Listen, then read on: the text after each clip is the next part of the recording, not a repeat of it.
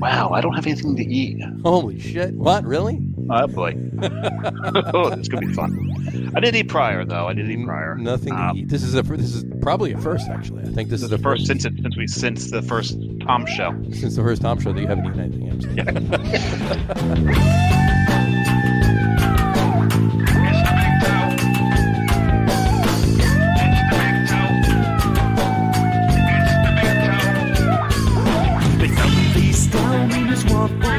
Maple syrup dripping from his fake roll. Who did he see when he heard I was there? Now it seems that he shit out. All right, everybody, welcome out to the Log Room Guys Craft Beer Show. It is Tuesday, June 22nd, 2021. Jersey Johnny coming at you, and with me, as always, is none other than Mr. Beer Samurai. Please say hello, Mr. Samurai.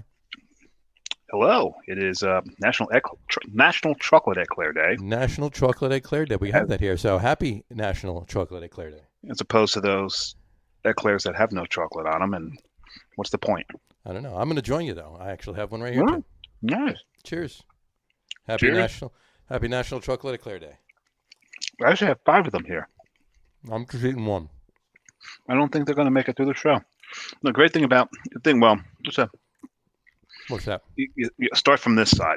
If you start from this side, it'll shoot out that way. So anybody who's never eaten an eclair, make sure you.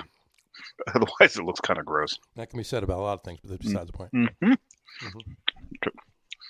Let's say, if you think sex is a pain in the ass, you're still doing it wrong. Yep. This is true. Well, mine was very sloppy, so I got myself a wet nap to clean up afterwards. A wet nap. Nothing like a good wet nap. Mm-hmm. That's a very short wet dream. Wet nap, right? Exactly.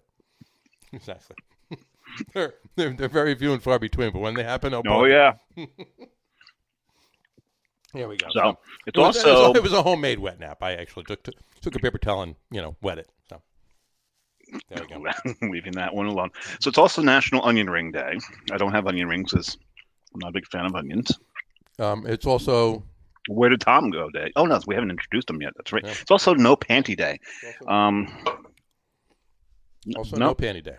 Not wearing panties. Good. You're not wearing panties. I hope you're not wearing panties. What's it? I just don't know why. I don't know why it's singular. I've never heard. I think I did a little after we talked before, and we were trying to figure that out. I did a little research. I think what they're trying to say is, or what they're alluding to, is the fact that if you're wearing them and it's a pair of panties, but if you're referring to an item like it's National No Panties Day means don't wear panties. National No Panty Day means there aren't those. You know what I mean? No, it's a singular item. It's not what you're wearing. It was very convoluted, but that's what I got out of it. So it makes no sense. I know, but whatever. But I'm not wearing panties. Well, that's a good thing. Well, happy National Day is Not Wearing Panties Day. Yeah. Let's introduce a guest before I finish my eclairs. Why do we do that? Let's turn this off and turn this on. Let's welcome to the show for the third time. This is the first time we're having a guest on for the third time. Intentionally. Intentionally. Oh, actually, it's not true. We've actually had Matt on 3 times intentionally. Oh, this is true. This is true. We have had Matt on intentionally 3 times. But not solo guests 3 times. Not solo guest-wise. This is the first time a 3-timer right here. So you are honored, sir. Let's welcome to the show, Mr. Beer Whisperer, Mr. Tom Mulvihill. How the hell are you? Hey, I'm here. I'm like the Alec Baldwin of your show, right? I keep showing up. There you go. There you go. That's your and there's your moniker right there. Tom Mulvihill, the Beer Whisperer, prolific beer drinker, purveyor of wisdom, and all-around good guy. There you go. Now been on the show. Thanks. Just ask me, I'll tell you. So we got a couple of comments already. Let's see what they are. Brian, of course, says, cheers, dudes. No chocolate eclairs here. Send some over. Dave, you're closer to him and you have extra. Send them over, will you? This is not going to be extra very long. And Brian said no panties either. I don't want to know. I don't have any extras of those. Sorry. And Matt said boom right there. So boom. I'm assuming he meant boom with the whole Matt was on 3 times thing. I'm assuming that's what it meant. There we go. There you go. He was on thrice. Thrice, yes.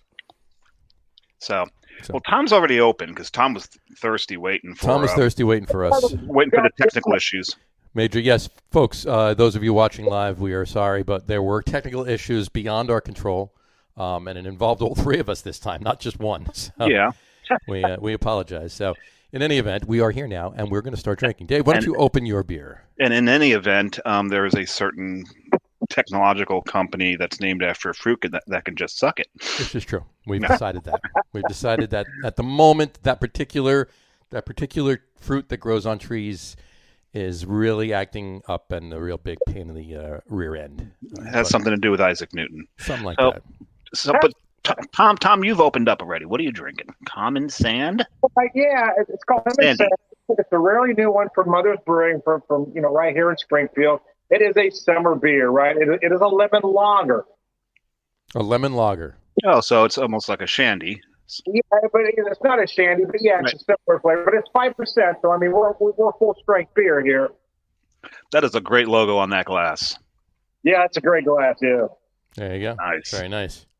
So he's got a lager going, and this is the lager room, guys. So Yes. I'm going to actually open a lager for a change. In Please do. this case, a Pilsner. Go for it. And this is a Pilsner from New Zealand, hmm named after an extinct bird. I think it's extinct.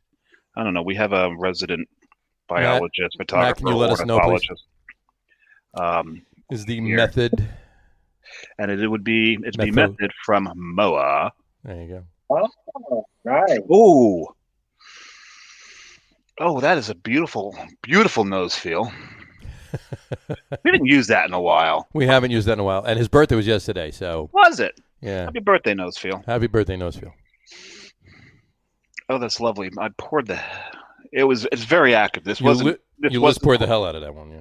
It wasn't quite a Liz. The end result was, but not for the same reasons. Yep. This beer is quite active. It's supposed to be Correct. Moa is an extinct bird. There you go. It's supposed to be what you call it, a German style Pilsner. Is the method or methody? Is that Oh, that's that is not an extinct bird? no, that is a pretty beer. It's I mean the florality of the hops really Wow, florality. Oh my God! Put that in your milieu. yeah. Don't think that's a word, but Florality. I like that. There you go. All right, I will open mine. I'm going to have from Richmond, Virginia. I'm drinking a Ragna, which is a Orania. I'm not sure exactly how to pronounce it, but it's spelled like Ragna, so I'm going to say Ragna. It's a 6% New England IPA from Vasson Brewing. Vlasic. Not Vlasic. That's a pickle company. Vasson. That's it. It's not a pickle beer. It's a New England IPA. And when you drink it, and if it's really good, you got to go Ragnaroks. Ragnaroks. Sorry. Oh, well, I'm pouring it, and I'm not Liz pouring. I'm making sure that I don't Liz pour it, so I'm taking extra care. What? And we got an NEIPA. Now, you got this from Virginia? This is from Richmond, Virginia, directly from Richmond, Virginia. Yes, do not pass go, do not collect $500. Oh, there's some great breweries down there. Aslan's down there. The Answer's down there. Going to take my cursory lager room shot. Oh, I forgot to do that. There we go. All right. Let's see. Cheers. Cheers, boys. It's pretty pour. It's pretty color. Pretty. That is a pretty pour. Very nice. Oh, hell of a nose feel. Really. Hell of a nose feel. Also, getting amongst the florals, there's also lemon in this. Oh wow, Folks, Ragnaroks. Ragnaroks. Ragnaroks. That's a good beer. That's a pretty beer. Nice. Cool. All right.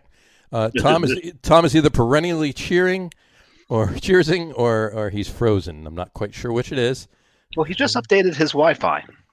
But I like the picture. I'm gonna take a screenshot of that. Oh, he's there he is. reloading. He's back There he now. is.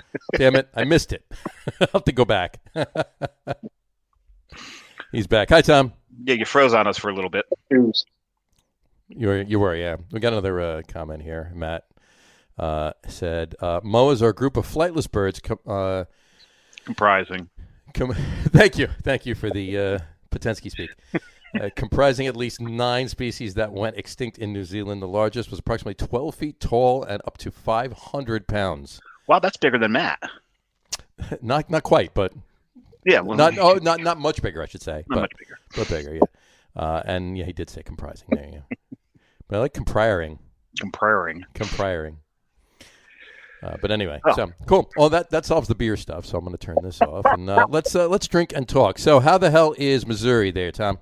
We are nice, actually. We've been insanely hot the last week or so, but now I've got this beautiful, about 75-degree day. That's why I'm out in my pub area, which is, y'all know, is my garage. But yeah. Gotcha. Cool.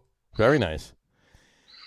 Yeah, we've experienced the same thing. A lot of heat here. Oh, Just had some rains come through. It's supposed to be beautiful tomorrow. It's supposed to be a gorgeous day tomorrow. It's been really soupy the last several days. It's been nuts. It's been super thick. When I walked from Port Authority to work yesterday, I described it as like walking through broth.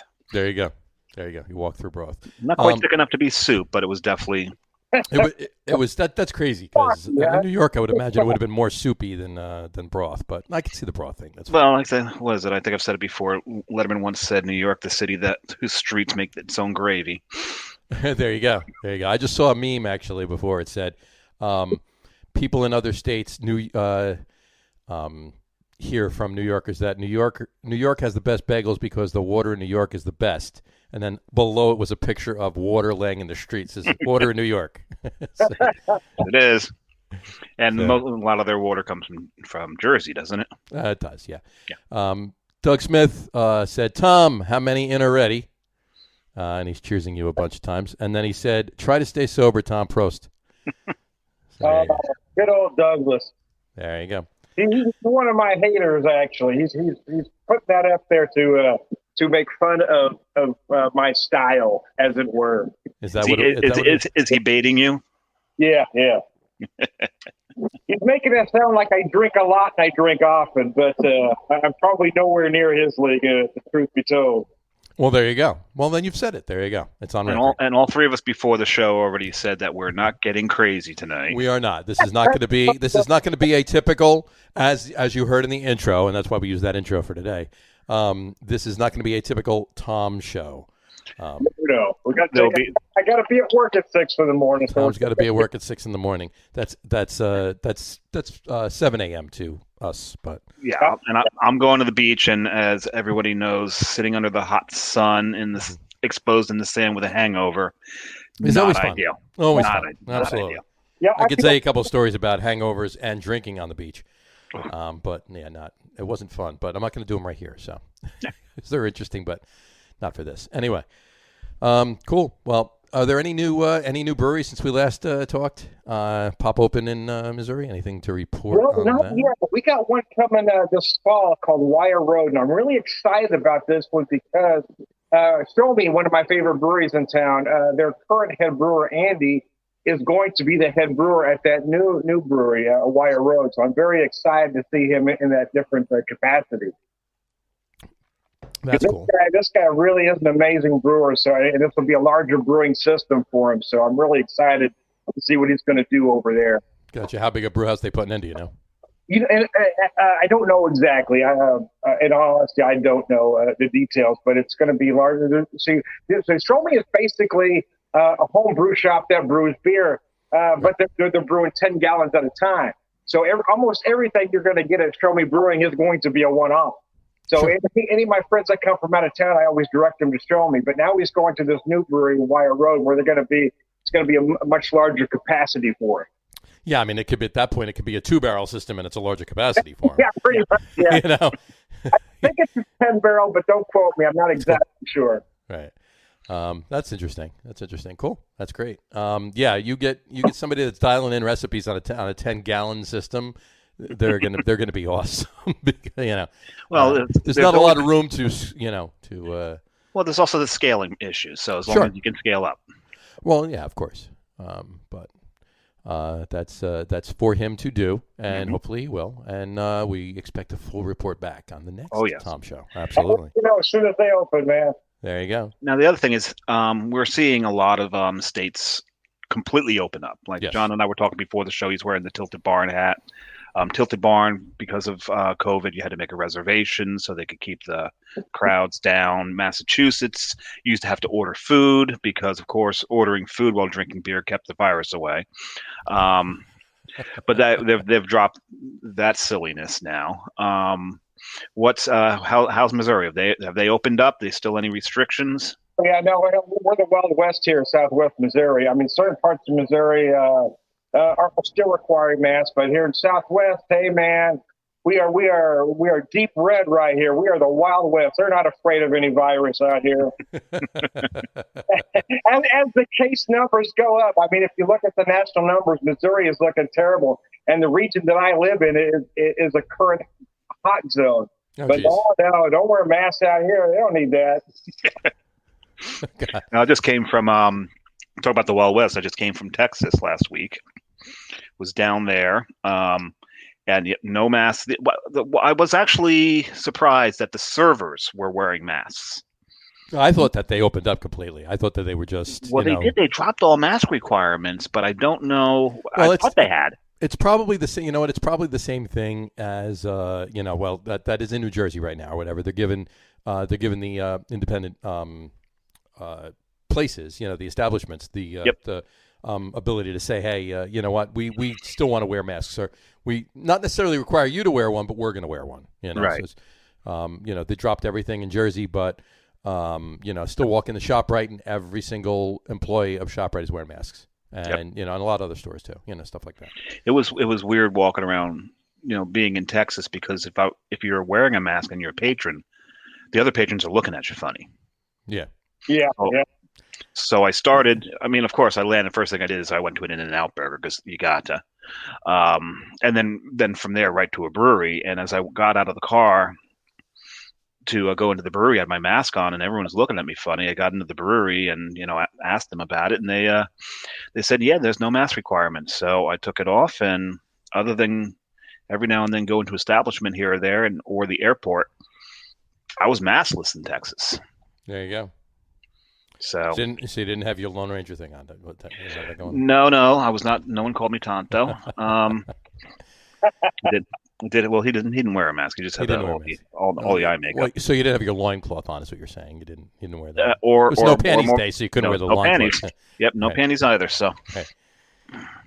Well, there you go. Well, there you have it. So how was the trip? On that note, we didn't really talk about that last week, even though we delayed the show 2 days for you. We didn't really talk about that. Yeah, and we had a guest from Texas. And we had a guest from Texas. So well, he's from Houston, which is close enough. Right. You talk to the rest of Texas. 601. Houston's something else. Right, exactly. It's a whole different world over in Houston. Yeah, Houston, Austin, and Dallas are 3 very different cities. Yes, they are.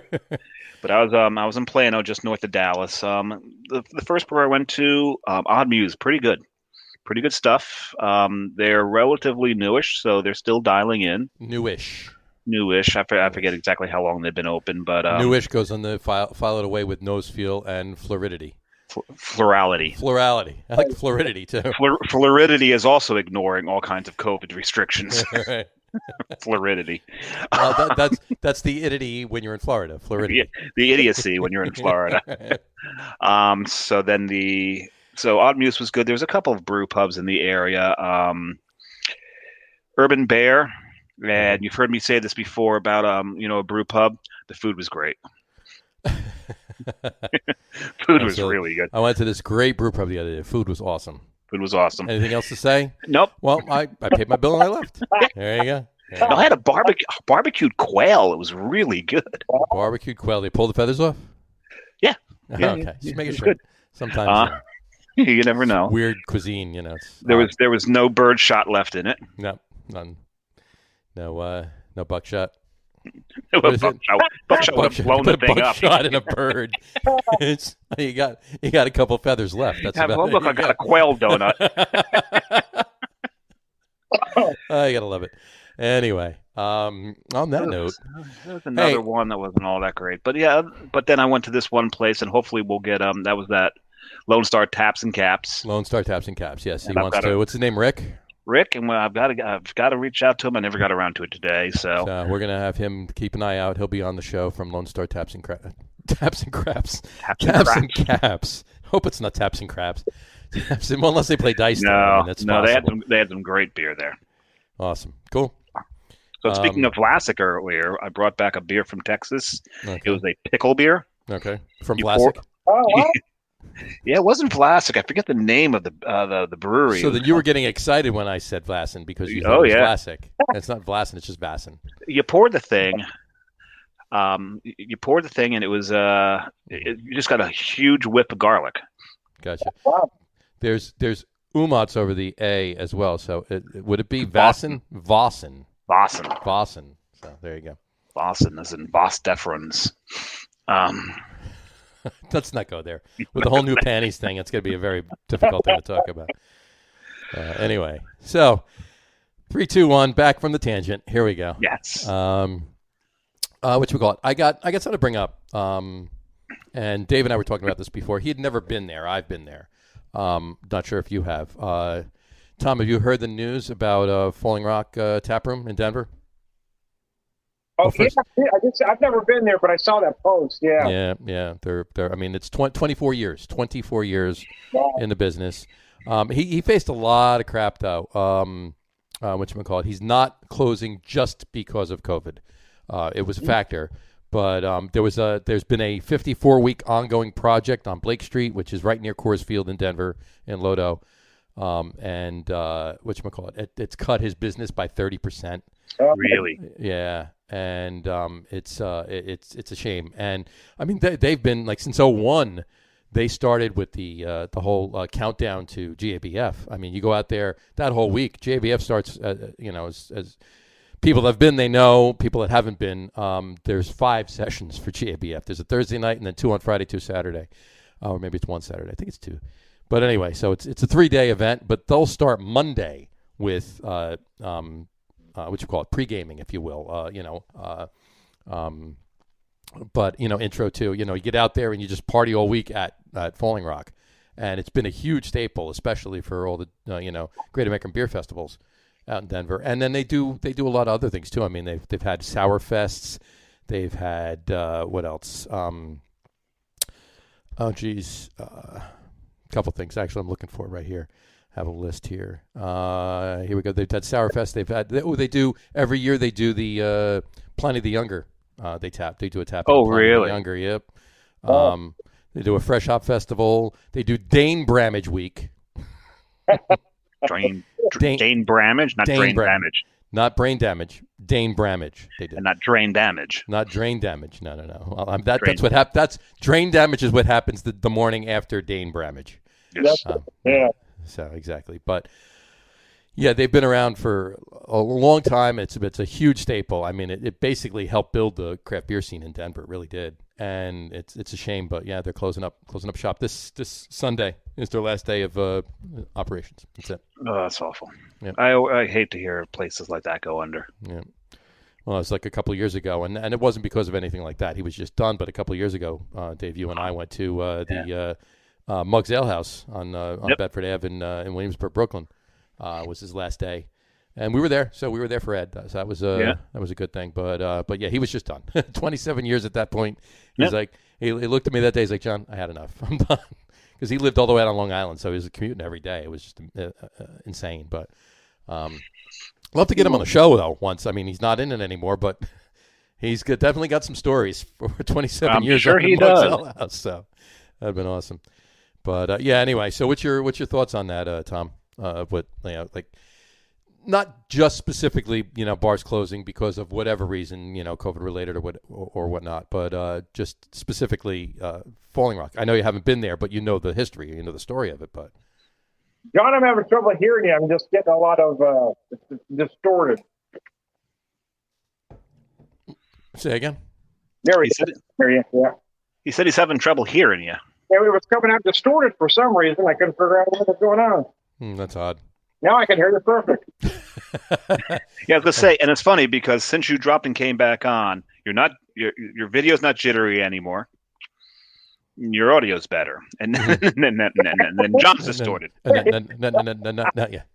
So what was the question, John? My question to you was, what's your take on that? Not just businesses closing or bars closing necessarily because of COVID or whatever reason at that point, but specifically a bar like this, of this magnitude in the industry, Falling Rock. Of course, it's a big hit. I mean, anytime an iconic place anywhere shuts down, I think it affects the complete market, don't you? I mean, Absolutely. it shakes everybody up because it lets everybody know that everybody's vulnerable. You know, not just the big guys, not just the little guys, but everybody is vulnerable. Yeah, you would think that a bar like that. I mean, it's not like, it's not like they're this corporate company that can absorb a lot of shit, and then they have locations in 12 states and 24 locations. I mean, it is still a small business per se, but the size of it is not just the size of the building they were in, mind you, but just the size of it, their persona, what they were, what they've done for the industry. Yeah, absolutely. And sometimes one variable can knock you off track, but in this case, I watched that video, and there were several things happening almost simultaneously that was just too much to overcome. It was horrible, but you know what? We wish them all the best, and let's hope I'm sure he'll land on his feet. And it's Chris Black is his name, by the way, the founder. But they're a block away from Coors Field, so that's a big pregame spot for Rockies games, pregame and postgame. So that's gone now. So, and I got to tell you, one of my favorite dive bars in Denver, which is 2 blocks away from, I think it was 2 blocks away from Coors Field, was El Chapultepec. And they closed specifically. God bless you. What? Thank you. El Chapultepec. Easy for you to say. El Chapultepec. There you go. That was the whatchamacallit, that was the name of it. But yeah, awesome little dive bar, cool bands, great drinks, just a hole basically about 2 blocks from Coors Field. It was a great, really cool place, and they bagged up specifically because of COVID last year. But yeah, that's 2 bars within 2 blocks of Coors Field down. So, and that sucks. But anybody, anybody listening, if there is anybody listening out there from the Colorado Let's Talk Craft Beer group, which I know 2 of us are members of. Dave, are you in that? Are you in Colorado? I don't think I've been approved yet. Well, I would get on Steve and find out why. But, I will. But yeah, let us know your. I'm in Colorado. You're in Colorado, yeah. Let us know your take on it as well. Let us know your take on Falling Rock. And you know what? Anybody rewatching this after we're done, with the live show, and anybody listening to this on the audio podcast, write in. We really want to know, because we want to talk about this. This isn't just something to gloss over in one show. Write in and let us know your feelings. Let us know how you feel about Falling Rock closing. Because it's something to be talked about. It's something to be, we'll put up an article. We'll bring it back up on a future show or what have you. So let us know. Cool. Or not so cool, I should say. On that note, though, on those groups, Tom, you're in Colorado. Let's Talk Craft Beer. With Dave and I. You're also in Beer Drinkers United. You're an admin in Beer Drinkers United. I am, yeah. I've been in that group for, gosh, I don't know how long, probably about a decade. Yeah, that's a big group. I was going to guess about 87 years. 87. No, it was 86 last time we checked, Dave. 86. Back in 09, and they made me an admin back in 11. So. Folks, that would be 1909 he's talking about. Yeah. Yeah. But anyway, and then of course we just got together with talking to Jeff Allworth, and we're in Beervana, the blog, that group posted today. You're in that as well.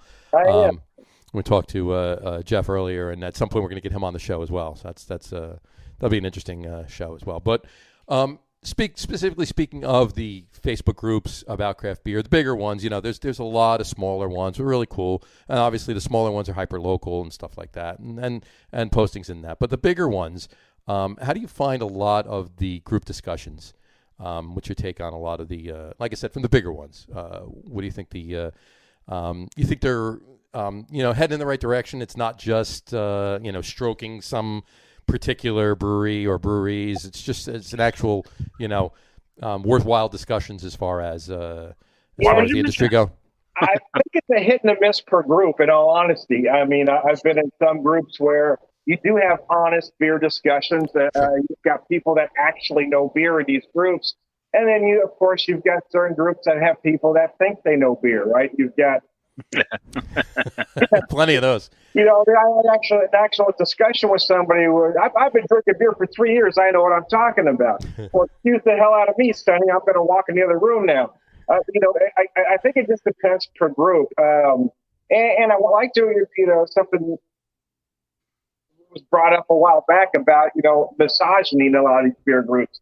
I think a lot of them have chosen these beer groups to just act juvenile and post these infantile pictures, just like you're in the locker room back in high school or maybe college. But I think at our age, I think we ought to be past that, man, and start acting like decent human beings.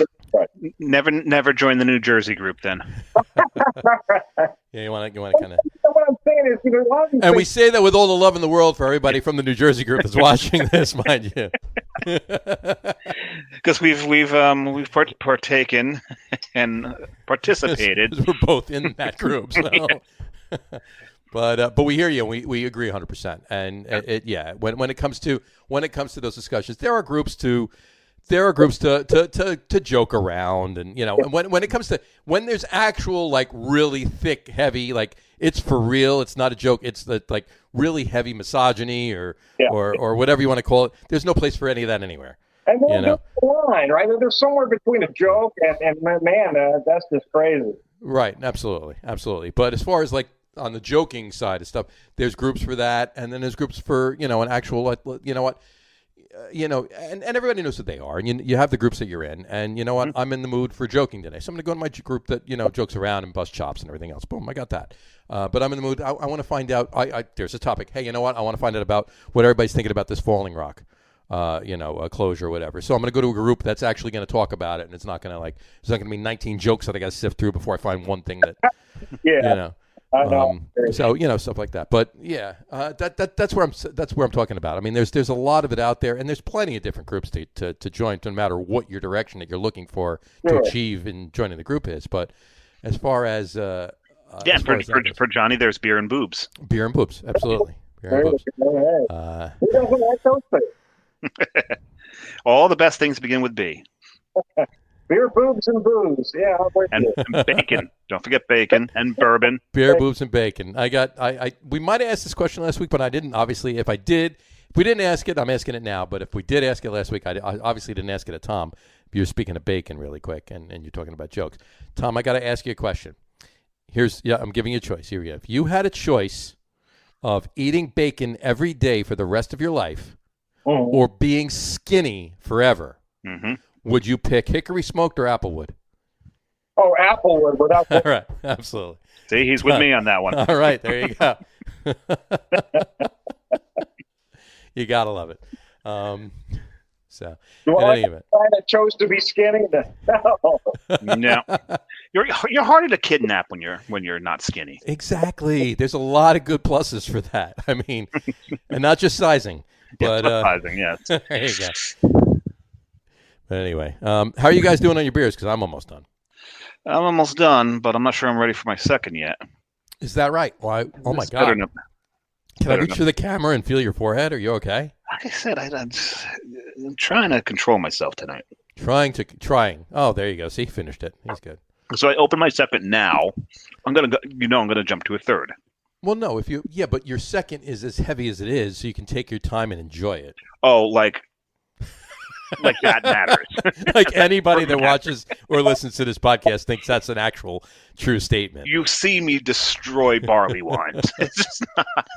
I've witnessed it firsthand. Yes. To the point where I almost want to slide the glass away from him.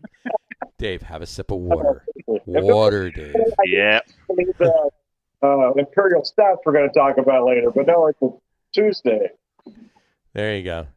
No, we can wait on that. Well, we got another discussion we wanted to bring up. Yeah, let's do that. Go for it. This was something that was Carrie brought this to my attention. She sent me a link to something. I think it was actually a Pinterest, but I had to do a little bit more research to dive into it. Right. There's a brewery in Croatia called Purveyor 8. Mm-hmm. And Purveyor 8. Now, what they did is they worked with a Croatian winery, Coral Wine. Coral Wine decided that it'd be a good idea to start aging their wines underwater. Oh yeah. right? And they got this idea because I forget where it was, somewhere in the Mediterranean. I can't remember if it was a Greek or a Roman ship was uncovered, and there's a bunch of amphoras still full of wine. Right. And they pulled it, they pulled it up. They tasted the wine. The wine was still pretty spectacular. So Still, or even more. Who's around it? Who's around it? No, it was. So, 200-year-old bottle of wine. Who? 200? No. We're talking thousand. Maybe two. Wow. I don't know. It was down there for that long. Oh it my may God! Have, yeah, it may have been 1,000 years. There's 800. As Colonel Sherman Potter once said, "There's not enough O's in smooth to describe that." Right. So they decided it'd be a good idea to start aging their wine underwater. Apparently, it's got something to do with the pressure on the bottles. John and I talked about this, and I'm thinking, well, the bottle's pressurized. What does the exterior pressure have anything to do with anything else in there, right? Correct. But who knows? So then Pivovara 8 decided that they were going to start doing beer, and they made one. What did they call it? Kraken's Treasure. Kraken's Treasure. Adriatic Sea edition. It is a porter, 7.8% porter. Are there Krakens in the Adriatic Sea? Where else would they be? In Seattle, I thought, actually, now. Well, next year, anyway. Maybe next year. 180 days in 20 feet of water. 180 days in 20 feet of water. So it wasn't really that deep in the Adriatic Sea. Yeah. Because the Adriatic Sea, I'm going to guess, I've never been down in it, but I'm going to guess it's a little deeper than 20 feet. Not all of it, obviously. Well, some of it, obviously. And you're sure. But in any event, well, what I said was atmospheric pressure obviously has to have a little bit to do with it because, whether it's a bottle or a can or whatever it is, atmospheric pressure is going to affect what's inside that particular vessel, whether it's below sea level or out in Denver, or in the Rockies, at a mile and a half high. It's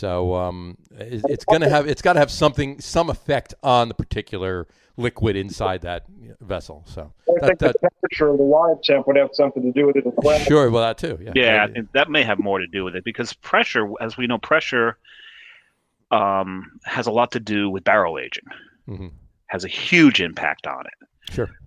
It's why, my favorite rum is aged on top of a mountain because the pressure differences are so much greater up there that it's constantly going in and out of the wood. In and out and in. Oh, no, sorry. So, wow, a little bit of a Who reference there. A little Who reference. But, somebody had to.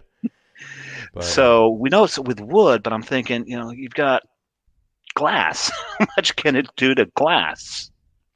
Well, obviously they don't want the glass to break, which is why they're not putting it at the bottom of the Adriatic, correct? Maybe because the pressure would crush it. Right, exactly. But obviously it's going to, who knows? The only control would be put like another extra case, age it, at sea level or in their brewery or whatever, and then taste them to see if there is a difference. Keeping the temperature equivalent. Keeping the temperature equivalent of whatever it is in 20 feet of water in the Adriatic, and then obviously the altitude and the pressure underwater be the difference. So, unless we can get in touch with what's the name of the Pivovara 8. Pivovara 8. What happened to Pivovara 7? On 1 through 6. Yeah, exactly. Apparently, they sank to the bottom of the Adriatic. Apparently, they're in the Adriatic. Along with But Pivovara 8. If anybody knows anybody from Pivovara 8, let's get this information to them to see if they are doing a control case in the brewery. Well, we need to. Well, no, Marko Dusevic is the founder of Coral Wine, not Pivovara 8. Not Pivovara 8, right? We'll have to reach out. To find out. I'm just curious if they are. Honestly, I'm not joking about this now. I'd love to reach out to them to find out if they actually are doing a control case or two or whatever, some control bottles at the same temperature to see if there is a difference. I'd love to find that out if they're doing that. And if they are doing that, I want to know once it's done aging. I want to know what the outcome is. Reading more into this, a South African brewery unleashed an ocean-aged beer the year prior. You're going to say unleashed the Kraken. Unleashed the Kraken. I wonder if that was intentional in the article. And back in 2016, Florida's Marker 48 Brewing put one of its double IPAs into a whiskey barrel, which it aged 48 feet underwater. That I get. There you go. Right, because in and on the wood, and the wood probably bringing some salt in it, so you get a little salinity into the beer as well if it gets all the way through. Right. Well, here's the other thing too. And a related story. I just heard that Bolero Snort is actually aging barrel an imperial stout that they brewed at the bottom of the Passaic River. Really? Yeah. Wow. Yeah, to see how that turns out. But And I'm trying to figure out how they're going to find it though. Well, I think the best way to find is attach some time release capsule to it. Right. Which after a certain amount of time, I'm going with you. What? It opens up and it unleashes a chicken parm, and then you just throw Scott into the water. But he's not going to come up with the bottles. He's going to come up with the chicken parm. That's true. That's not going to help, is it? Exactly. Huh. And the other thing is, if any of those bottles break down there, you're going to make all those mutated catfish in the bottom of that river lactose intolerant. This is true, and drunk, and drunken lactose intolerant. Mutated catfish is not a good sight. Drunken lactose intolerant is no way to go through college, son. There you go. Folks, we're kidding about that last part. Bolero Snort wants nothing to do with the Passaic River. We're just Hackensack River that they're putting in. Yes. Or the Arthur Kill. Was it the Arthur Kill? Maybe exactly. The Arthur Kill. Exactly. So anyway, we joke. Just kidding. We got actually a couple of comments here from Matt. I want to throw these up really quick. Matt did say, going back to prior to your Purveyor 8 story, he said, you can't get your panties in a bunch if you aren't wearing any. It's a very true statement. It's a very true statement. And so that means no one anymore gets their knickers in a twist because no one wears knickers anymore. No one wears knickers anymore, exactly. He also did say Adriatic Sea is behind the Italian peninsula, basically an arm of the Mediterranean. Mm-hmm. So just a little geographical enlightenment for you, note for you. There you go. But he did say Brewdog actually brewed underwater. Yes, they did. Brewdog has done a lot of crazy. Brewdog has done really weird stuff. I think the weirdest thing, Matt, and you can, I don't know if you saw this one. The weirdest thing that they did was they brewed in Boston Harbor on a ship while it was on a sailing ship. While it was sailing through the Boston Harbor, they brewed on the deck of the ship. Then they brought the wort back to Jamaica Plain, to the Sam Adams brewery, and they fermented it in a cool ship, in an open fermenter. And the yeast that they used were themselves. And the two of them, there's James Watt and was it Matt, I think is the other guy, and Jim Cook. The three of them got in the wort and fermented the beer. Wow. They used their own yeast and got in the beer. So. Oh, no. Oh, yeah. Too many jokes. I kid not. This is what they did. That's what they did. Oh. But in any event. So, and apparently it was good. Yeah, I would not have tried it. And I have tried a lot of weird things, but I would. Yeah. I've drank beer from Rogue. I thought you were going to say from Tim Lincecum. No, from Rogue, and what it was is one of their brewers who'd been there since day one has a full beard, and they figured so much of the yeast. Oh, please! There's more yeast in that than in their beer. Well, definitely more than in that hazelnut porter. In the vials of yeast that they have in the walk-in. So they just combed his beard out and propagated the yeast out of that. Anything else fall out besides yeast? A couple of people from the first tour. For the very first tour, not that day. No. Oh yeah, the very first tour. The very first tour. Been missing. Yeah. But gotta love it. Yeah, they were living on all the stuff that got stuck in his beard. Douglas Smith is still with us, and he said John Mayer, excuse me, beard yeast. Yeah. There you go. So anyway, Tom, what do you think about that Purveyor 8 talk as far as the aging and the Adriatic? Well, I mean, as opposed to the Mediterranean or the Black Sea. I mean, any of them. Like, we all have our oceans of choice, right? Right. Why not? I mean, you try everything. You never know you got Jefferson's Ocean, right? Sure. You got, you never know what the effects are going to happen, so why not try it? This is true. You can wind up having something really spectacular happen, or at the very least, it's a really good marketing play. But yeah, what? 6 of 1. Either way, you're out ahead. Yeah, here we are talking about it. Exactly. So, and they didn't expect us to do that. So, and Doug just wanted to say John is Rogue's head brewer. There you go. So, John Mayer. Is it Mayer or Meyer? Don't know. M-A-I-E-R. M-A-I-E-R. I think that'd be Mayer, M-A-Y-E-R. M-E-Y-E-R. Anyway, Mayer. Anyway, one of them. Doesn't matter. John, the head brewer from Rogue, named John. That's who we're talking about. There you go. All right. You think it's time to pour your... He's just waiting for the world. He's waiting for the world to change. Yes, exactly. Yeah. That's a different John Mayer. Different John Mayer? Different John Mayer, yeah. He wants to run through the halls of his high school in any event. Well, so speak the music, he can run anywhere he wants. Exactly. Exactly. You think it's time to open your second beer now, Samurai? Yeah, I think it's time. I'm thinking it's time. I'm going to pop my second as well, guys. I've got the Green Dragon Double IPA from Springfield Brewing Company. Green Dragon Double IPA from where? Springfield Brewing, right? Springfield. Springfield. Yeah, he drank that one before. He did. I had the Ghost, the regular IPA. The regular one. It's the Green Ghost. What's the difference on this one? Well, not much. So the Green Ghost, the Green Ghost is 6.5%. Well, the Dragon's a little bit bigger at 7%. Although they've got a bigger version coming out that's going to be released this Friday called Green Goliath. So I'll let you know how that one turns out too. So so after the Goliath, when do they get to the Kraken? What's the ABV going to be on the Kraken? Yeah, I don't know, man. we got a Ghost, a Dragon, a Goliath. I'm not sure what the progression is after that. I got you. My belly. There you go. Well, all bets are off after that. Yeah. Exactly. While Tom pours, Matt actually gave us a little insight here. Aging beer or wine. Wine underwater apparently provides a very consistent environment with steady temperature, minimal light, and constant pressure. Also, no air intrusion and gentle rocking of vessels keeps yeast circulating. There you go. That's very interesting. I remember reading that somewhere. Well, right here. What's that? That Jefferson's Ocean, I mean, that whiskey is just exquisite. Oh, yes, absolutely. Yeah, you're absolutely right. You're absolutely right on that one. Yeah, pours, guys. Oh, it's a beautiful beer. That's a beautiful pour. Look at that.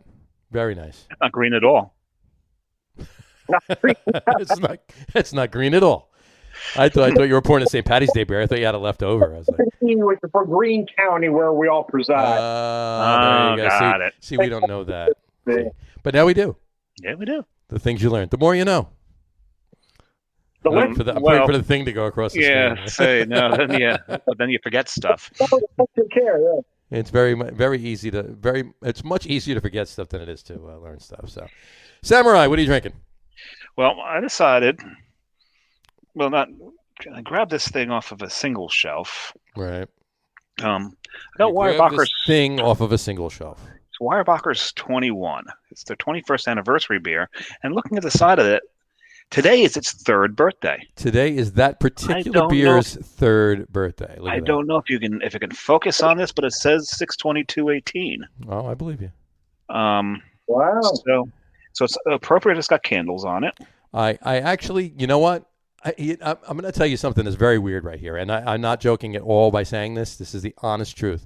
I actually believe you and know that it is 6/22/18 because I'm going to tell you there's two reasons. One I'm going to tell you now. One I'll tell you when the show's done. The reason I tell you now is because I had a bottle, actually a couple bottles. I bought a 4-pack at the brewery when it came out, and the date on the bottle dating was 6/22/18. And this I do remember. And there's a specific reason that I remember it, but I'm not going to say it on the air. I will tell you after the show. Okay. This is a bourbon barrel aged stout brewed with cocoa and vanilla. Mm-hmm. For a 3-year-old beer that's probably not been handled all that well. Maybe not. Depends. It definitely didn't sit at the bottom of an ocean for the 3 years. This is true. Or sea. Mm-hmm. Or any arm of the Mediterranean. Correct. Man, it's got heat to it. You would expect the heat to have kind of died out. I know it's 11.9%. Right. You would, yeah. The heat in 3 years should have been a little bit more. Although I'm gonna, you know what? I'll take that back because I do remember it being very hot because I did have one of the bottles when it was fresh. Yeah. And it was super hot. Yeah, it was. Well, it's got some heat to it, so maybe it has died off. But yeah, there's the oak still evident. Not bad for a 3-year-old beer. Yeah, there you go. I will be drinking the following in honor of our. And he is so excited about this. Top threes. I am really. I've been sitting on this for a little bit. I wanted to open it. So there you go. Mm-hmm. This is why he's rushing the second beer. Not so much, but we are 50 minutes into the show. I mean, it's about time to open the damn second beer. Normally we're on our third. So. Yeah, normally we're on our third now. Right. So it is Firestone Walker Old Manhattan. Old Manhattan. My goodness. Right. Oh, not Old Man Hater? Not Old Man Hater. Old Man, what? The He-Woman Man Haters Club? The He-Man Woman Haters Club. Yeah, yeah, I get it. But anyway. I intentionally flipped it. I know. He-Woman Man Haters Club. There you go. What are we going to do now, Panky?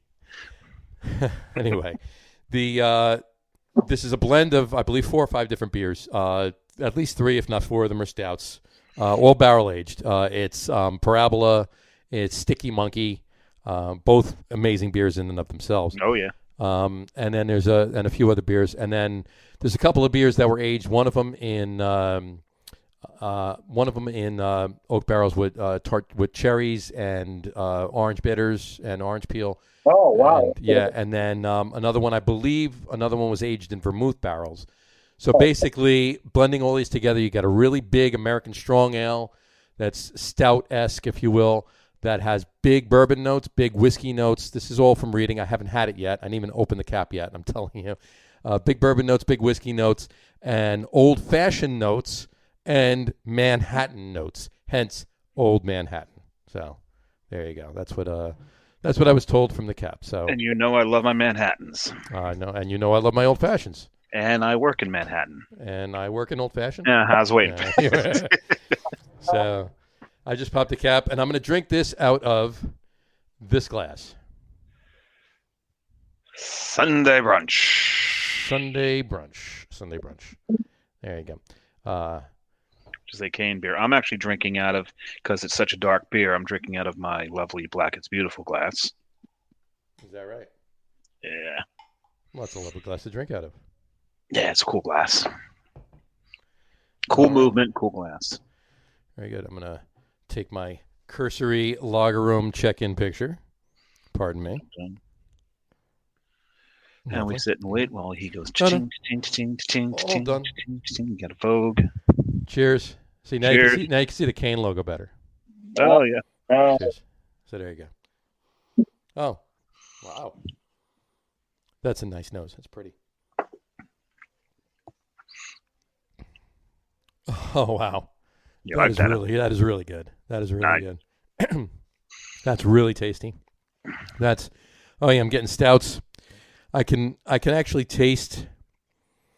Yeah, I can actually taste the Parabola and the Sticky Monkey in this. I'm getting a lot of El Dorado though, aged in that the barrel with the cherries and the orange bitters. I'm definitely getting that. I could definitely. That's a good name. I mean, it's a spot on blend. But I mean, we're talking about a brewery that blends very well. You think? Has amazing beers and knows how to blend every single one of them together to make other amazing beers. Oh, that's really good. Really tasty. All right. Well, on that note, you want to jump to the top threes? I think it's relevant. I think it's very relevant. I do. Folks, our top threes tonight. I know we did top 3 stouts last week. We did. But on that note, we did top 3 stouts with Steve.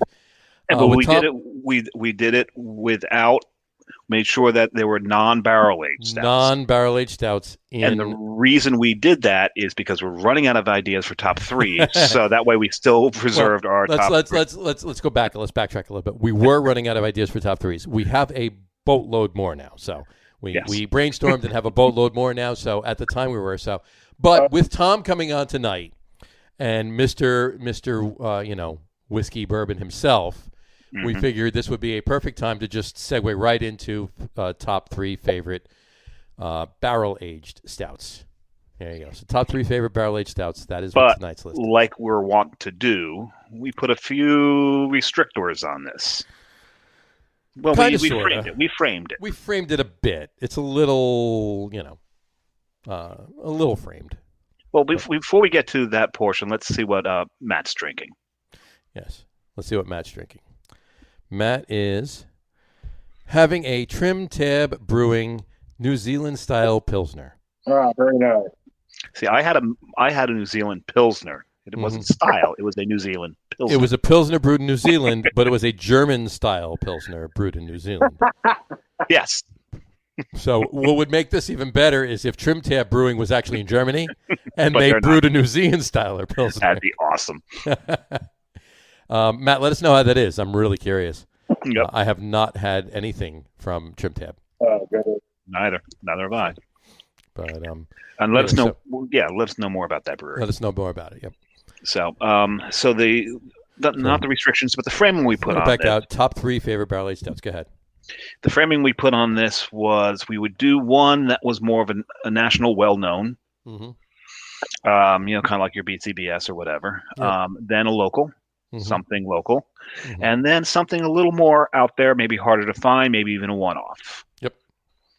So that is correct. So, and we actually, for a change, took this restriction, actually told our guests what it was going to be. Which we never really do. We never really do that. Because we will restrict ourselves, but Tom's now a member of the family. Yes, once you're, once you're the, what'd you say, you're the Alec Baldwin of the Lager Room guys? Yeah. Hey. He's been on SNL so many times. Yeah, I know. I get the reference. It's great. That's funny, though. So we did let Tom know what that framework was. So, Tom, how'd you do with it? Well, you know what? So I've kind of altered it slightly, but not much. So I don't think you could talk about this style without talking about Bourbon County, as much as it pains me to say it. Right. But I think a lot of us of a certain age, I mean, that was our first taste of a barrel-aged beer, right? Sure. So Kentucky was actually my first. Pre-2011 Bourbon County, when it was actually a good beer before Anheuser-Busch made it a marketing ploy. Because let's be honest, that's what Anheuser-Busch is. They're basically a marketing firm that brews beer. But that original beer really brought. I mean, a lot of breweries wouldn't be making that style if it wasn't for that particular beer. Sure. I don't think you could talk about the style without bringing it up and giving it, the reverence it deserves. Right. Having said that, I don't buy it anymore because A/B. Same. But anyway, Tom, don't be controversial. You tick people off and they say nasty things about you. So the other star that was a local. So here's my local. My local is Mother's Materfamilias. Now, Mother's is a local brewery. Now, Materfamilias, why name a beer Materfamilias? Well, here's the deal. Materfamilias is the beer formerly known as milk. So the original framework on this beer, though, is they refer to it as Mother's Imperial Liquid Fantasy. Mother's Imperial Liquid Fantasy. They as you might suspect, they got some flack for the name. So a couple years ago, they changed it to Materfamilias. Now, I've joked in a couple videos that, she's no longer milk. She's no longer out pouring around. She's now the head of the household. Yeah. But so the thing about the Materfamilias is it's a little bit different every year. It's a multi-barrel imperial stout. So what they do is they age it in several different barrels and then blend it together. But what's different is those barrels seem to change from year to year. One year they even tried a tequila barrel just to see what it would do. Oh boy. Typically, rum and brandy and bourbon are in the mix, but last year they added a rye barrel, which again took it in a different direction. So that's what I like about it because it's just a little bit different every year. Now my one-off is it's not exactly a one-off, but it is a hard to find. Before you move on, we've got a comment that's got to come up here. Before you move on, you're talking about mothers, and you're talking about the milk, and you're talking about that beer. Matt said, and the best line of the show so far, that's a no panties beer, and that is for sure. That's a panty dropper. Panty dropper. There you go. So yeah, my third one here is. It's not a one-off, but it is a harder to find beer from a smaller brewery called Public House Brewing.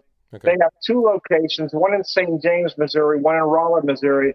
But this one has become my absolute favorite. I look for it every year. It's called Anthony's Pacification Barrel Aged Russian Imperial Stout. It typically comes in at about 10%, and this one is just amazing. It gives you all those. This is a bourbon barrel stout for people that love bourbon. If you don't want to feel like bourbon barrel, this is not the beer for you because you can feel every part of that barrel. It is absolutely gorgeous. That's a pretty beer. That can one more time, including the metal rings. You can, yeah. Yeah. Do you? So every single stave, you get something out of. Yes.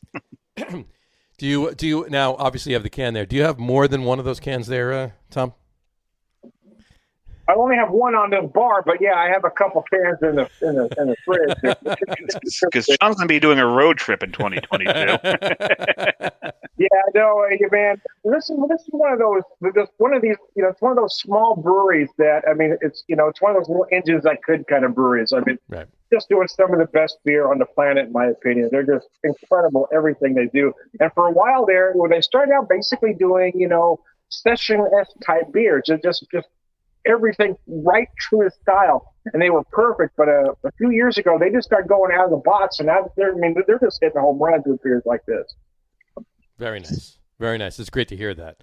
And I can't, I'm hoping that when I do see you on that particular trip, you do have a can left. So we'll leave it at that, or at least direct me in the direction that I can get one of my own. That's all I'm saying. Certainly do that. Either or. So anyway, Samurai, you want to go next? Do you want me to? No, I'll go next. Go for it. You already know if you know mine. I know yours. First one, going with the more national. And I don't have bottles. I don't have show and tell, even though. Neither do I, so don't feel bad. Yeah. Though Carrie bought one of these last night and made sure she took it home with her because she knew I'd probably drink it tonight otherwise. Right. Protected that bottle. And if you look behind me, you see the Brooklyn Brewery logo back there. Absolutely. Yep. Black Ops is one of my favorite barrel-aged stouts out there. It's, we were talking, and last week, what was one of my favorite stouts? Mm-hmm.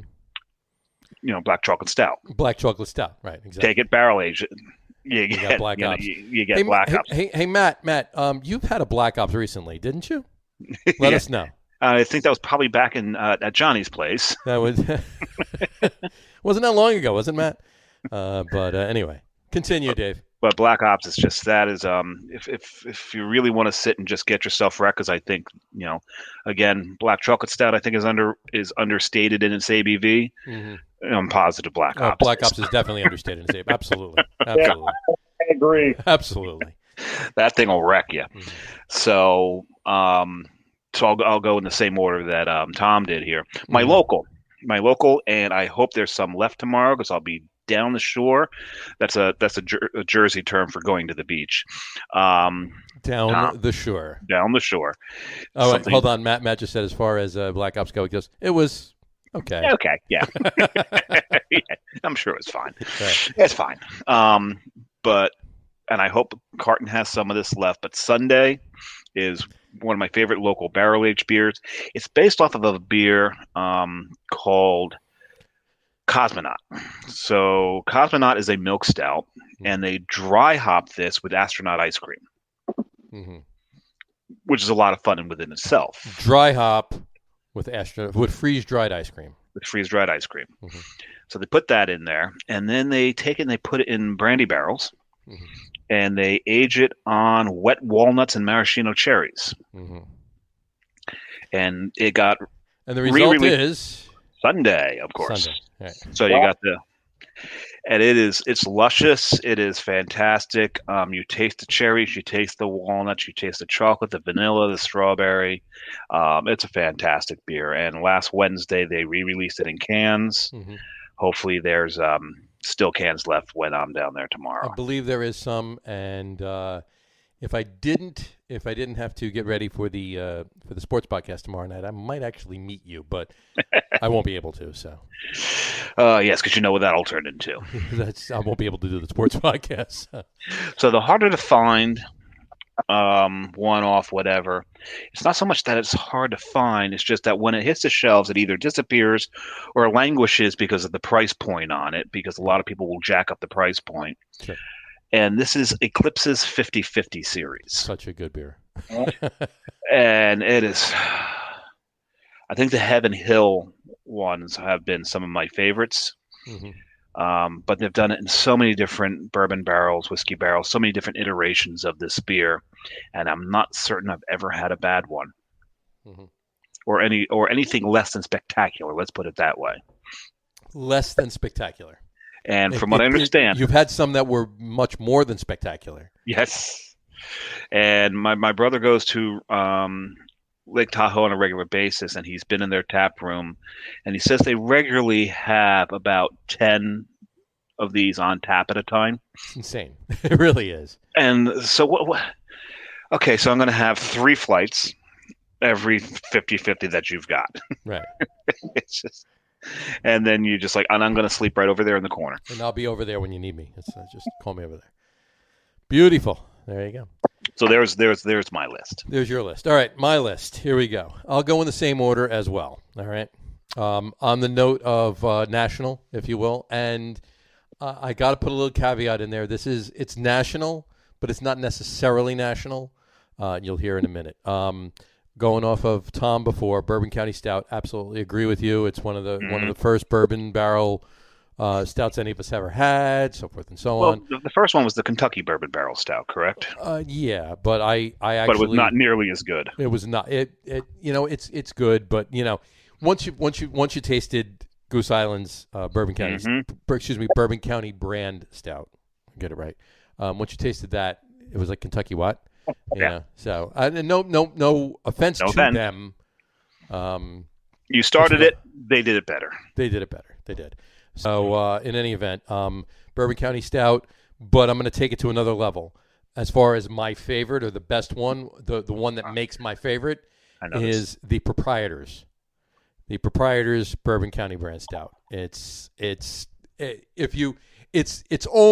not quite the difference I should say, between the Kentucky one and Bourbon County as it is from Bourbon County to Proprietors. Proprietors is just insane. If you ever have had it, or if you haven't, if you ever get the chance to have it.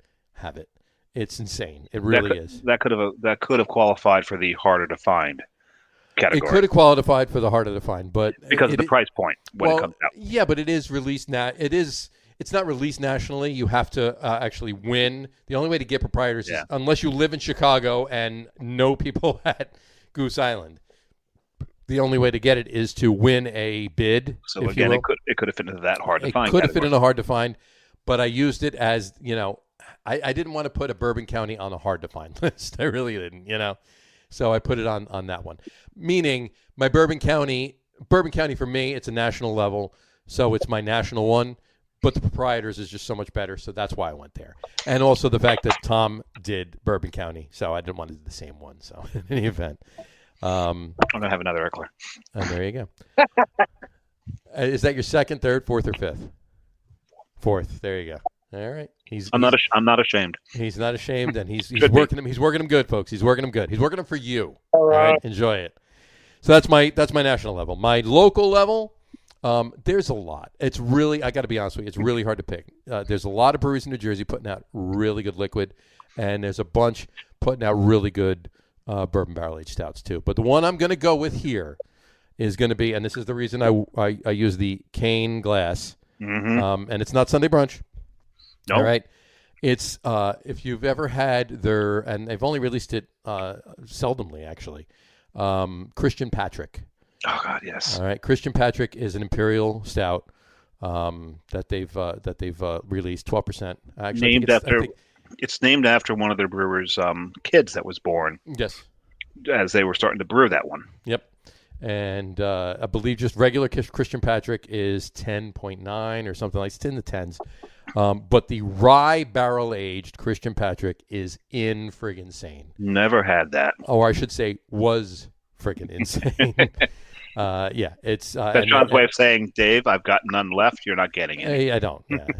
So it's it was really really good, and that's what's 12%. The rye barrel aged Christian Patrick from Kane is 12%. And I would be remiss to say, and here's where I throw an extra beer in there. I would be remiss to say, on a local level that isn't brewed anymore and no one's ever going to find it, and by no means, and I don't mean to say this, but I got to say Wooden Beanie. Hi, Brian. Yeah, I knew that's where you're going. Yeah. Wooden Beanie from it's not necessarily a stout. So if we want to call it regular Wooden Beanie, I'm saying it isn't necessarily a stout. So we'd have to go with Snow Monster on that level. It's aged in Jack Daniel's barrels with Madagascar vanilla beans. It's just it's a crazy stout. And Monster Mash was on my list last week for favorite stouts, which is why I'm mentioning that now in the locals. But my favorite local is, at this point, I'd have to go with the rye barrel aged Christian Patrick from Kane. My hard to find. And this is why I'm wearing the Bell's shirt. I figured. I don't know if you ever had it. Black Note Stout. Not had that one. Black Note Stout is amazing. It really is. It's Kalamazoo. It's actually not Kalamazoo. It's Expedition Stout, right? Yeah. I believe it's Expedition Stout. Oh, and I like Expedition better than Kalamazoo. It's Expedition Stout, and they barrel age it for many months. And they release it, and it's a late fall release, as most good barrel aged stouts are, right? It's just a crazy, insane. I've only had it maybe like 2 or 3 times, but it is by far, as far as the hard to find ones, it's definitely tops the list. And I have to throw a tie in there. Sorry, Dave, I got to throw a tie in there, and it's literally it's right together, and they're both Michigan breweries. Bell's and this other one I'm going to mention. Black Note Stout, I love it. It's so delicious. But Dragon's Milk, triple mash barrel aged. Wow. Dragon's Milk triple mash barrel aged. It's 17% from New Holland Brewing. All right. And I've only had it 17? once. 17%. I've only had it once, and it was only a brewery release. So I only had it at the New Holland location in Grand Rapids. Wow. So... But that beer was, I sat there at the bar. They would only give you 2 ounces at a time. Oh my God! I sat at the bar and had 5 of them. I'll say one. I finished it, ordered another, and then another, and so forth. One of the ones we missed, and I don't know. It just came. It came to me in a dream. It just came to me. The Abyss. Sure.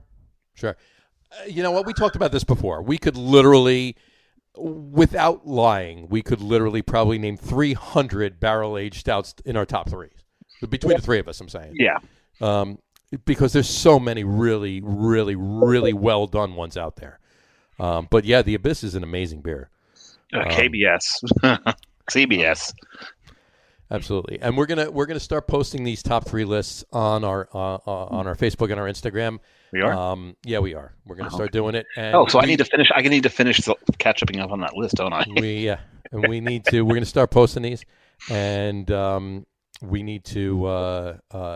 We want to have you write in, comment on them, send us an email. We've got 2 write-ins right now.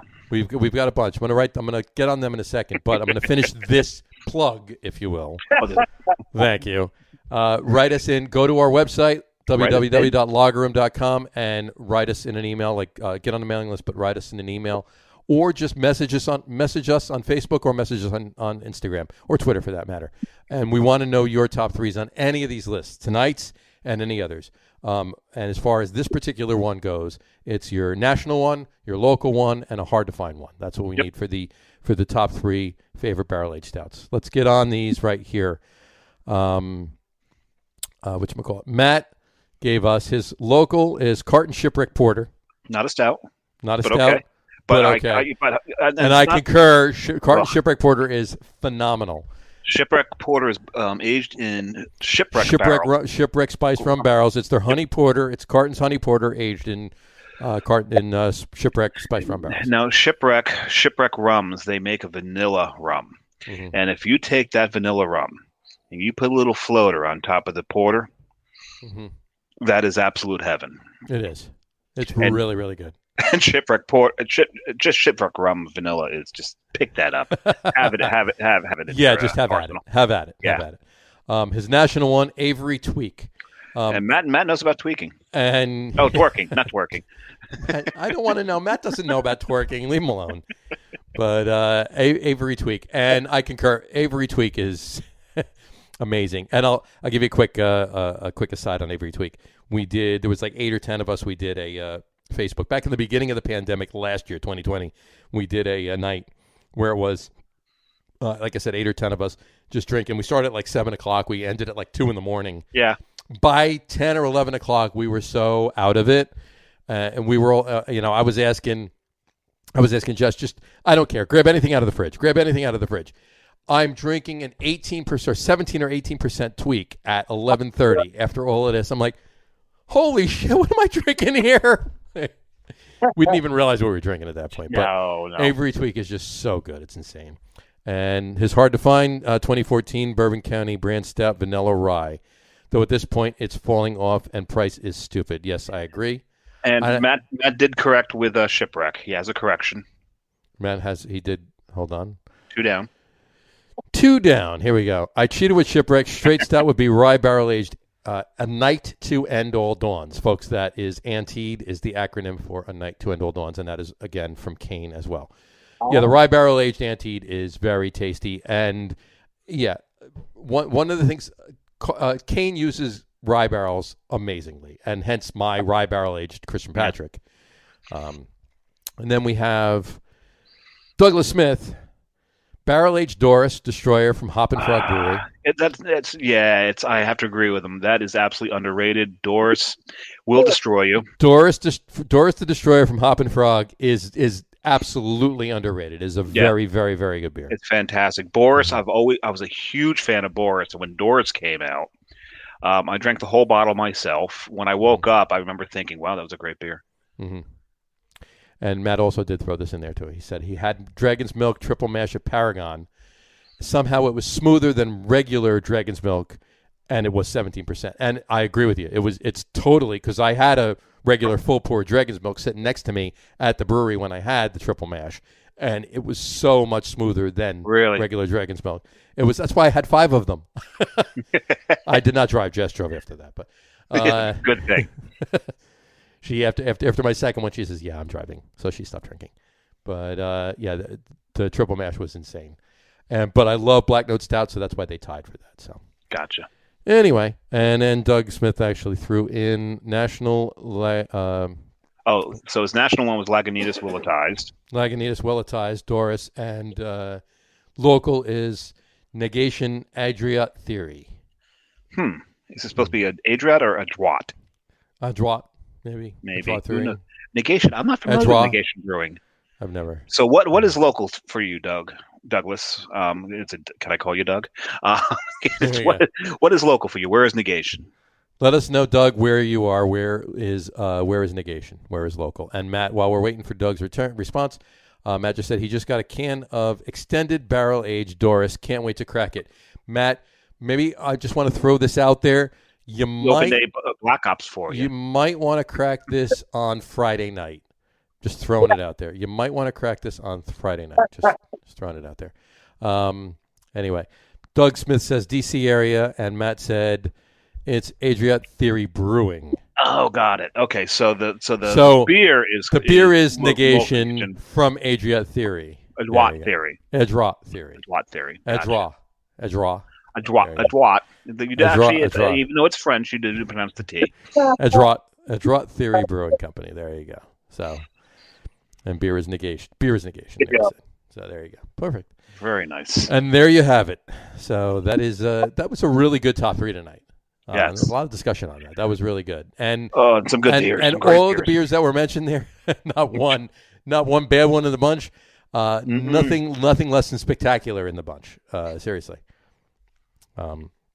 He says it's a big Russian Imperial Stout. As it should be. As it should be. Yeah. Absolutely.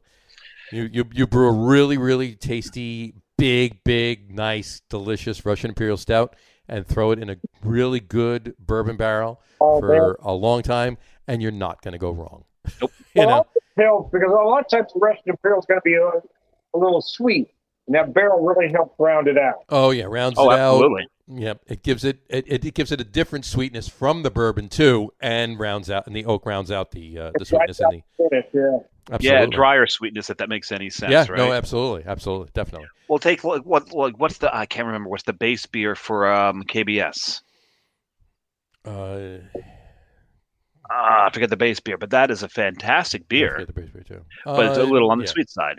Yeah, no, it is. It's very sweet. Yeah. One of the closing events that you had at 381, you had an older version. You had a nice aged version of that there. Oh right, yeah. I did. What the hell was it? Give me a minute. I'll think of it. It'll come to me. It'll come to me. Give me a moment. I go back and check my notes, but I really don't want to. No. So, it's 2 years ago in notes. I have to look, but in any event, Russian Imperial Stouts. And then if you go a step beyond that and you age a bunch of it in bourbon barrels and then some in rye barrels and then throw a couple in port barrels and then blend them together. Oh, yeah. There you Hello. go. Mm-hmm. Yeah. Good night, Grandma. So I don't know where that came from, but why not? Let's make it. Let's throw that. Is that going to be your thing? Let's throw that. Yeah, exactly. Let's throw that in with nose feel. Good night, Grandma. What was it? Not fluidity. What's the other one you said? Plurality. There you go. Somebody got to wear the day calendar. Exactly. I'm still enjoying the hell out of this. Did you finish yours yet? On mine's side, gone. Mm-hmm. I'm done, but I got to stop at 2 tonight, guys. Yeah, no. Yeah, I am as on well. This show. Matt just said he had a port barrel aged Black Tuesday recently. Oh, Black Tuesday is a great beer. Black Tuesday is a very, very, very, very good beer. I have not had the port barrel aged version of it, but Gray Monday's delicious. Black Tuesday's even better. Mm-hmm. Yeah, such a good beer, folks. That's from the brewery. Bruery. All right. In California. Mr. Brew himself. Mr. Brew himself. The Rue, actually. The family Rue. Rue, right. R-U-E. Yeah. Rue. Mm-hmm. Hence the B-R-U-E. And many of us have Rue to the morning after drinking a lot of his beers. This is true. Very true. Anyway. So, well, on that note, I mean, do you want to, should we wrap it up? I mean, is there anything else to talk about? I don't want to keep Tom because he does have to get up much earlier than either you or I tomorrow. I don't know. I have no idea how early we're leaving for the shore well, it's a Wednesday, so we shouldn't have crowds to beat. There's no crowds to beat. You'll be fine. You'll be fine. And I'll just throw this up there really quick. Douglas Smith has been with us the whole time. He said, having a smug Thunder Cluck Baltic Where Porter did you get a smug from, Douglas? Smug Thunder Cluck Baltic Porter. So smug was, when I lived in Rhode Island, smug is 4 blocks from where I am. Thunder Cluck is, oh man, that Baltic Porter, that was a fantastic beer. Another one of my favorite styles, Baltic Porter. Such a underbrewed style. It's so good. Absolutely. And I will be in Rhode Island in a couple of weeks. Well, a week and a half. Doug says he's from Rhode Island. There you go. And there we go. That's how we know it's mug. I'll be in Rhode Island in August. And I'll be there. Thanks, Doug. And it's a good show. But a week and a half I will be there. And I seriously, I need to stop in the smug, and I really need to restock my Nemesis. Yes, you do. Well, you got your Nemesis from Jersey. You got your boat beer back, so you're. Yes, I got my boat beer back. My Nemesis was my replacement for it, but Nemesis is a different hop profile, and I'm missing Nemesis as much as I love my boat.